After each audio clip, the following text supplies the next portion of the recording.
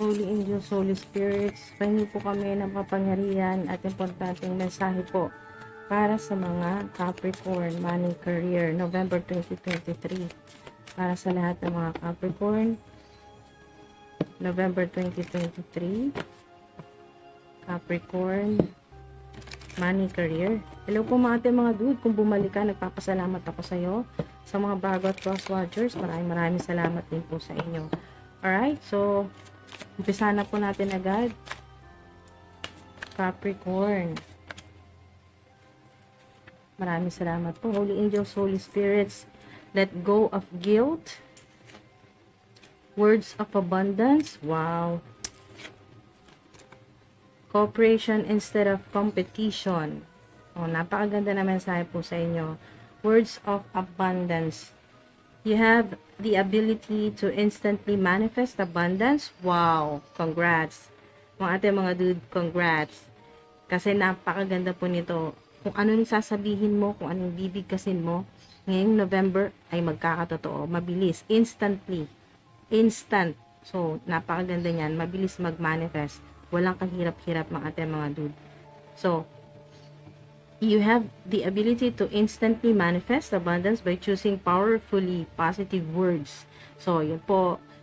Ito po mga ate, mga dude, ay confirmation na kung ano yung bibigkasin po ninyo, kung ano yung sasabihin po ninyo, ay napaka-powerful po niyan. Makapangyarihan yung mga salita po ninyo. Lalo na po yung mga positibo. At syempre mga ate, mga dude, huwag niyo pong kalimutan na hindi lang po positive words. Pati na rin po yung mga negative words. Kung ano po yung mga hindi magandang salita, ay makapangyarihan din po yan at mabilis din pong mag-manifest. Kaya ingat-ingat na lang po, lalo na ngayong November, sa mga bibigkasin po ninyo.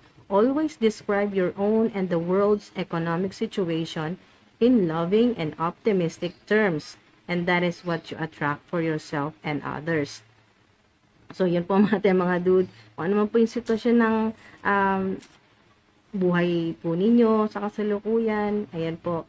Kung ano man po yung nararanasan po ninyong paghihirap sa kasalukuyan, sa pera, kung ano man po yung hirap o yung hindi magagandang nangyayari ngayon sa mundo, yan po, world's economic situation, sa ekonomiya, yan po. Kung ano man po yung paghihirap po ninyo na may kinalaman po sa trabaho po ninyo, sa career, sa pera, ay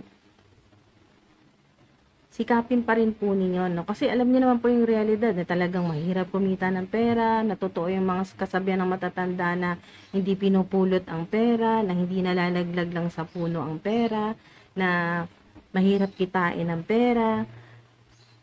Yun naman talaga ang totoo. Pero mga ate, mga dude, pwede po yan na magbago. Depende po sa inyo pong yung inyo pong paniniwala.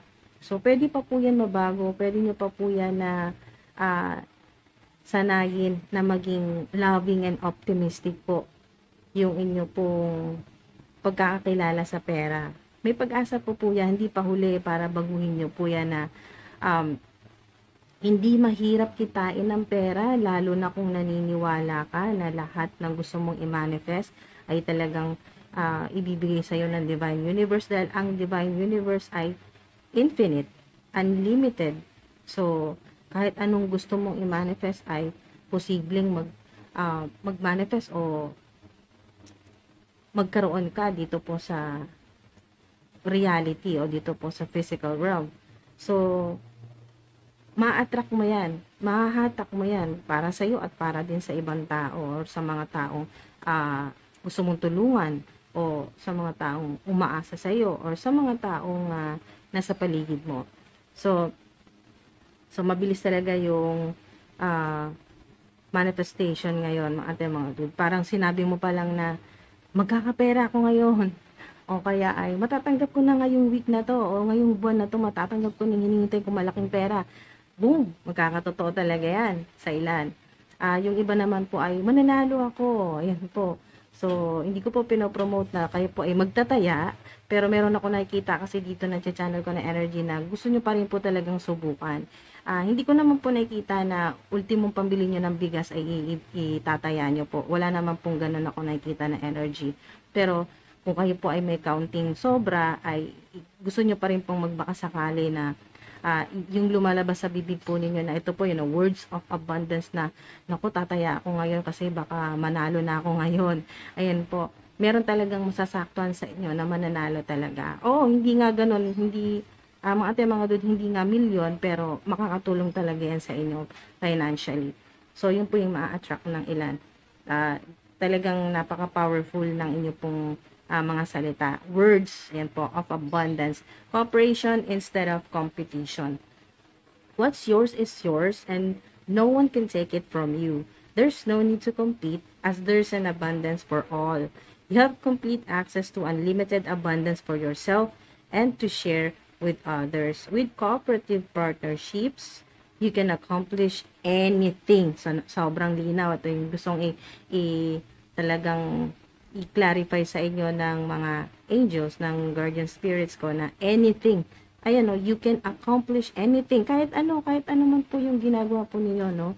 Yung pinag-uukulan niyo ng oras, ng panahon, ng pera, sa mga nag-invest, yan po, or mag-i-invest ng gusto po ninyo magkaroon ng sarili po ninyong platform at may mga kailangan po kayong mga equipments, mga materyales. So, ano man po yan na proyekto na kailangan po ninyo at kailangan po ninyo syempre ng pera.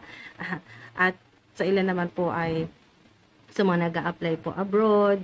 Basta kahit ano po, maliit o malaking proyekto na ginagawa ninyo o trabaho po ninyo na saktuhan lang po yung salary o yung sweldo po ninyo, o meron talagang malaki yung kinikita ay at nahaharap sa matinding competition sa kasalukuyan, lalo na po sa nakikita ko dito ay nasa entertainment, nasa social media, online platforms. So, kung ano man po yan mga ating mga dude na pinagkakaabalahan ninyo sa ngayon ay kumikita na kayo, nakikita ko dyan. Mga ating mga dude ay kumikita na po at mas kikita pa po ng malaki. Ayun, no? You have complete access to unlimited abundance for yourself and to share with others. Yan po, ang ilan sa inyo ay talagang intention mo yan. Gusto mo talagang mag-share. Gusto mo talaga na ibahagi yung blessings mo mula kay God, mula sa Divine Universe. So, yung energy mo kasi ay mas gusto mo yung partnership, tulungan. Yan po, cooperation. So, meron talagang magkakaroon ng mga partnership, magandang partnerships ngayon, collaboration. Pero meron din kasing nakikipagkompetensya po sa inyo. Yan, matindi ang competition. Saan man po yan? Sa trabaho, sa hospital ka man nagtatrabaho, sa construction, sa ilan. Kahit nga sa construction, meron pa rin competition. Kahit saan po. Sa karinderya, may competition. Sa mga fast foods, may competition. Sa mall, kung sino may mga nagtatrabaho sa mall, may competition pa rin. Sa abroad, may competition pa rin kahit saan. Sa entertainment, sa social media, matindi rin po yung competition. Or kayo man po ay ang career po ay nasa sports, ganyan po. O nasa pagluluto. Kahit ano man po yung ginagawa po ninyo, yung craft po ninyo ay talagang may kakompetensya palagi. So, para kasi sa'yo ay hindi naman kailangan makipagkompetensya kasi unlimited naman ang Divine Universe, ang Divine Source, si God. So, walang kaubusan. Kumbaga mga ating mga doon, hindi naman mauubos eh.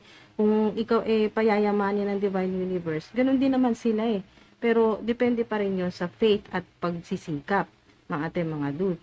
Sa pagtsatsaga mo, sa katulad mo na hindi nawawala ng pag-asa at patuloy pa rin na nagmamanifest. Maaring itong words of abundance sa ilan, nakikita ko na maaring tuwing gigising ka sa umaga ay talagang bumubulong ka na, Lord, tulungan mo ko ng araw na to na masolusyonan yung problema ko sa pera, na may dumating at may pumasok na swerte, na mabayaran ko yung mga kailangan kong bayaran ngayon at nang hindi ako habulin ng mga pinagkakautangan ko.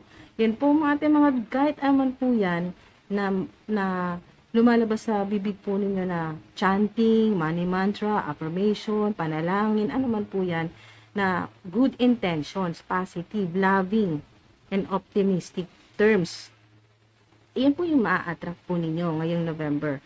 So, maganda yan, may partnerships po dito, mga dude. Nakita ko rin na maaring meron po sa inyo na makatulong sa inyo na tatlong feminine meron po sa inyo na tatlong babae po makatulong sa inyo Meron din pong mother figure. Meron po sa inyo na swerte po. May kasama po kayong, sa ilan, meron po kayong kasamang bata. So, depende po sa sitwasyon po ninyo, kung anak nyo po ito, pamangkin po ninyo, pinsan. Basta ito po meron kayong kasamang bata. Meron ditong batang babae, meron din batang lalaki. So,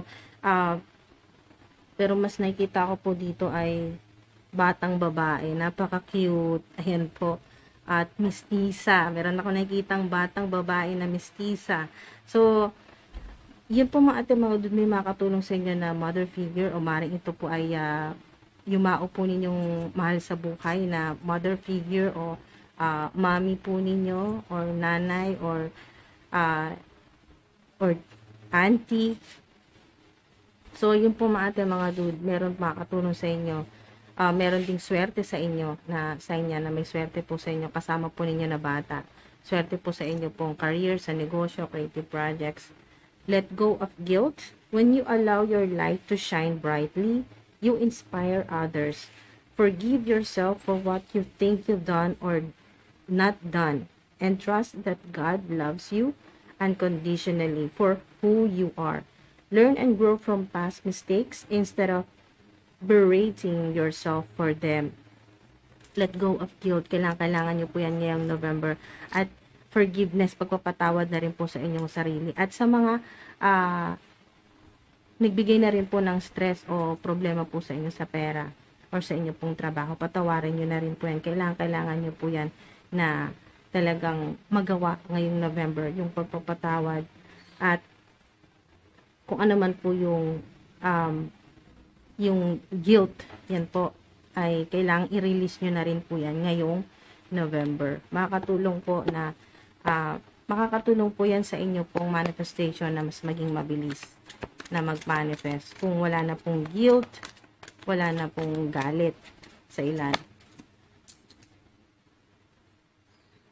Write it down and relax. Everything will come to you. Yan sa mga nagmamanifest po, no? Hindi lang words, meron pang advice po sa inyo ng Divine Universe na sa ilan naman po ay journaling, sulat naman po. Isulat niyo yung wish po ninyo, yung manifestation po ninyo. Pagkatapos po ninyong isulat yan, ay mag-relax ka na. Huwag mo nang intindihin na, yung sinulat ko, kailan kaya mag-manifest? Tapos ay pagkalipas ng 1 linggo, wala pa rin, kailan kaya mag-manifest? So, basta sinulat nyo na po yan, nag-wish ka na, or talagang binuhusan mo na yan na napaka-powerful at napaka-positibong intentions, mag-relax ka na, chill ka lang, kasi everything will come to you. God, Source, Jesus Christ, the universe, will bring it to you. Ibibigay yan. Kusang darating yan sa'yo. Bibigyan sa'yo ng Divine Universe. Nang walang kahirap-hirap. Wow. Healing when you sleep, elevated sa ilan, lalo na sign ito na kung meron po nakakaranas po ng yung prophetic dreams, vivid dreams, may vision po ang ilan po sa inyo. Maaring kayo po ay psychic, medium, ganyan po. Or tarot reader din po, or kayo po ay may kakayahan, may magical powers, o supernatural na may astral, nakakapag-astral travel po kayo, no? Or kayo po ay nakakapag-astral travel habang kayo po ay natutulog. So, nakakapunta po kayo sa iba't ibang lugar. Yan po, healing when you sleep, gumagaling po kayo dyan, pinapagaling po kayo ng Divine Universe, ng mga angels, habang natutulog po kayo. Ayan, so don't waste your divine energy on people who don't deserve it.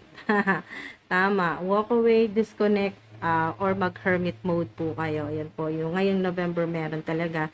Meron ako nakikita, wala pa nga November, nag-hermit mode na, nag-advanced hermit mode na, at nag-walk away na talaga, or nag-disconnect, talagang humiwalay, umiwas, di na nagipag-usap, di na nagipag-chat, or talagang pinutol ang komunikasyon.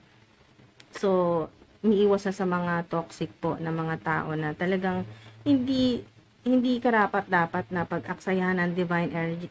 Hindi karapat-dapat na pag-aksayahan ng divine energy. Mga ate, mga dude, yung divine energy po ninyo, gamitin nyo na po yan dito sa inyo pong manifestation. Para yan po ay talagang mas maging powerful. At ang ilan po sa inyo ay meron kasi kayo sa paligid or nakakasalamuha po ninyo sa trabaho o sa inyo pong tahanan na talagang nakakaubos ng divine energy po ninyo. Yan po.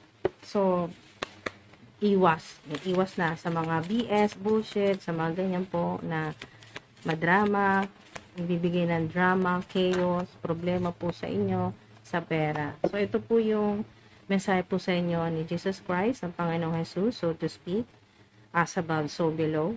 Seek, and you shall find. Matthew 7:7. Wow. So, ito po yung mensahe sa inyo ni Jesus Christ ng mahal na Panginoong Jesus, so to speak, as above, so below. So, seek, and you shall find. Basta mga ate, mga dude, napakaganda ng mensahe sa inyo, no? Kung ano man po yung gusto po ninyong malaman ngayon pong November na may connection po sa solution po sa pera, sa problema po ninyo sa pera, sa trabaho or mga katrabaho or sa mga kasama po sa buhay po ninyo or sa bahay po ninyo na laging issue ang pera or naghahanap ka ng mas magandang trabaho o pagkakitaan, seek and you shall find. Ayan. Seek and you shall find. Ano man yung hinahanap mo or hahanapin mo ngayong November ay matatagpuan mo, magkakaroon ka, ibibigay yan sa'yo. Ayan o. God, Source, Divine Universe will bring it to you. Wow. Basta meron kang action dyan. Isa na rin sa action ito yung kayo po ay nagmamanifest. Yung gumawa po kayo ng inyo pong affirmation, nagsulat ka po ng manifestation mo. Isa na rin sa action yon. Pero bukod pa doon, halimbawa kayo po ay gusto po ninyo talagang magkaroon na ng magandang or makatagpo talaga ng kung ano po yung gusto po ninyong gawin talaga. Yan po, hanggang pagtanda po ninyo anong career o ano pong gusto po ninyong pasukin talaga na trabaho o creative projects ay kung maghahanap ka ngayon, pwede rin pong online sa ilan. Basta kung ano yung gusto mo, hanapin mo ngayong November at matatagpuan mo yan. Makikita mo yan or sagot kung kailangan mo ng sagot. So, napakaganda po ng mensahe po sa inyo, lalo na may healing at habang natutulog ka pa, nagkakaroon na ng healing. So, yan po mga ate, mga dude, maraming salamat po. Ingat po kayo palagi. Love and light and peace.